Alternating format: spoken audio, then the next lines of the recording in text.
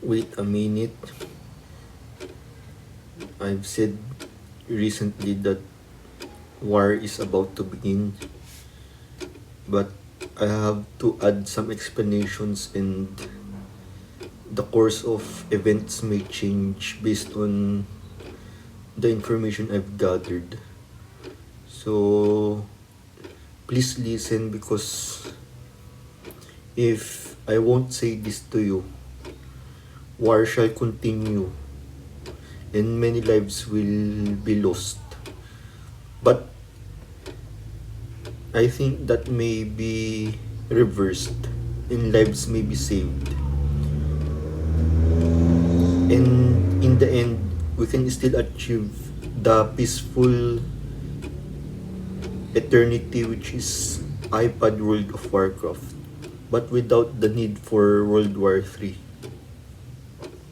So, this World War 3 issue has begun when Hegseth, the secretary of Donald Trump,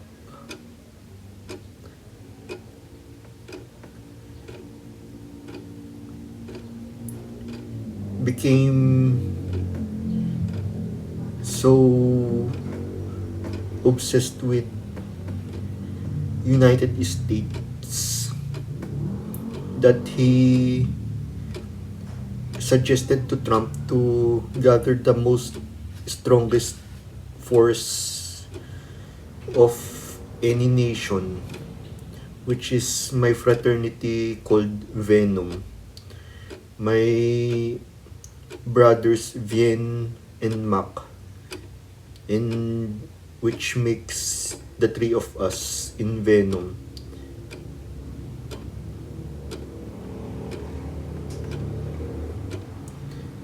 Because our combined force will produce an compromised psychological laser, which translates to destructive power. Hegseth knows that. He calculated that personally in his own space and time. And that introvert moment caused disastrous planning with Donald Trump, and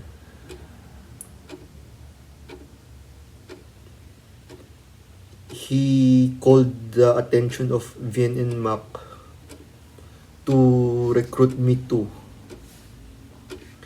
But since I declared the publicly in my last video about this World War III plan by the United States, beginning with Hegseth, Donald Trump, Vien and Mac, the world opposed, specifically the women's sector, because there are children unborn and born that will suffer from defenselessness if the war is to happen. I hear them, this women sector and children sector, and I personally voice out my opinion to stop this World War III from happening. So, but for that to happen, the plan of Hegseth and Donald Trump to reunite Venom must be delayed. Yes, it will be bound to happen because Venom is perfection. It is the 6 spots of pain in Naruto analogy. And if perfection of Venom has to complete in premature time, then distrust will be the result in the society. because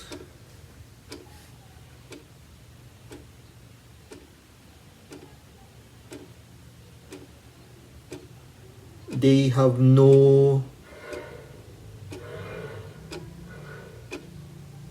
equivalent something to enjoy like Venom Fraternity. And that is, as we have already heard, is the iPad version for World of Warcraft.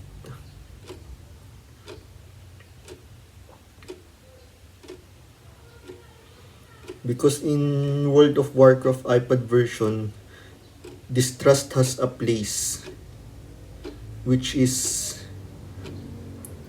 enjoying PvP kills. So we have to wait for the development of the software of WoW in iPad as the solution to prevent the World War III happening in the real world. So the remaining problem now is the basis for the lores of World of Warcraft, because we are bound to write the lores for it to materialize in as a software. So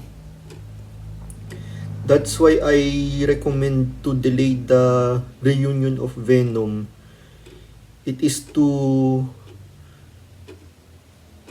make relationships starting with Venom unclear yet and full of questions and mysteries. And this vagueness in relation for the time being, starting with the temporary temporary separation of Venom and across the world, this relationship will be this relationship obscurity among society will be the driving force to play in basketball Olympics again. Mixed gender men and women. So the relationship factor will be more exciting and it will create drama. And that drama in an action game of basketball will be the basis of warlords for World of Warcraft in iPad. So blunt and straight to the point. In basketball, because there are rules not to kill and just clean plays, or else you will call fouls as penalty. No lives will be sacrificed in basketball, and as a bonus, we can write the lores in World of Warcraft from the stories of wins and loss in basketball. So you get the point, guys. No disastrous loss of lives, but war can be simulated in a peaceful way in Olympics basketball in a mixed gender format of men and women. So relationships can be told in World of Warcraft. And then when World of Warcraft time comes, I hope I can also be reunited with my fraternity Venom and maybe find peace, total peace through the digital world in the ultimate conclusion. And this peace will last forever because World of Warcraft doesn't change at all.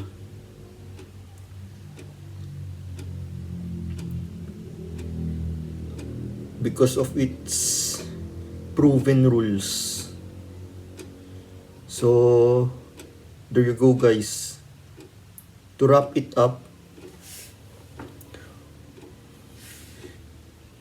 I will sacrifice my